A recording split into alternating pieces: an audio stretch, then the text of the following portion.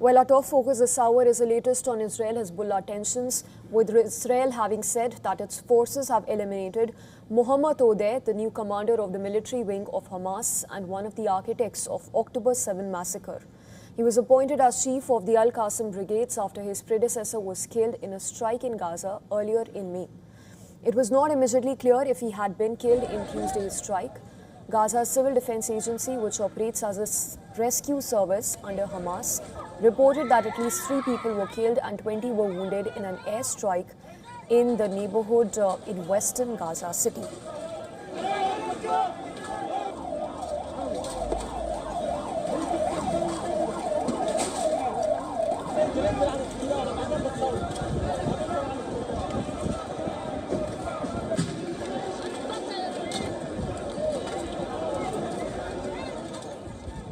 There was a sudden airstrike by Israeli warplanes. It was a surprise. They hit a rooftop apartment in a building with 3 missiles, and they weren't simple missiles, they were heavy ones.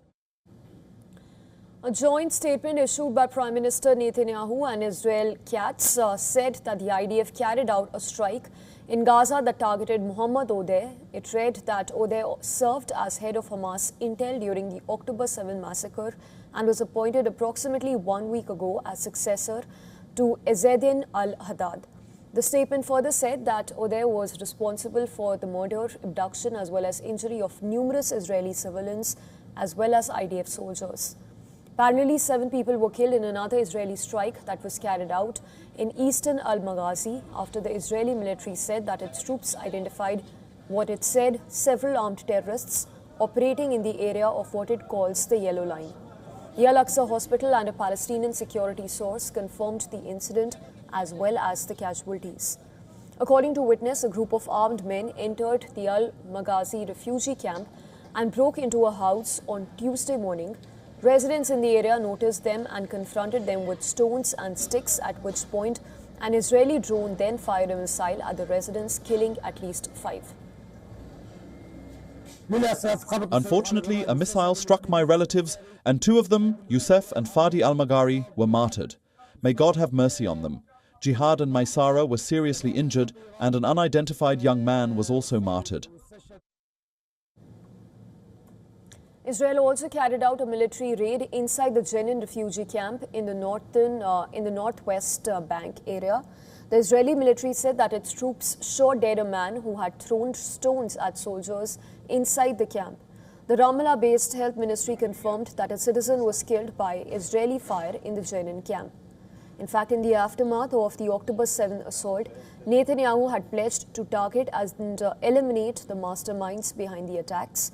According to the Gaza Health Ministry, Israel's retaliatory response in Gaza has killed at least 72,803 people so far. On the other hand, French Prime Minister Sébastien Lecornu has said that he is mulling taking legal action over Israel's what he called atrocious actions regarding Gaza flotilla activists.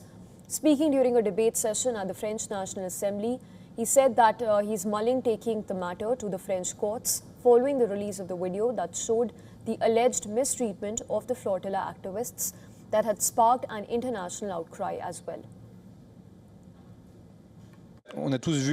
We've all seen the images, and beyond the images themselves, the utterly despicable and shocking acts that warrant nothing less than unequivocal condemnation. And so I state this clearly on behalf of the government of the Republic.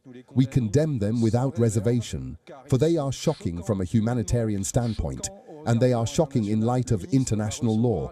The minister will be meeting with the various lawyers involved, and since these are French citizens, we do not rule out referring the entire matter, as seen in the video, to our own courts.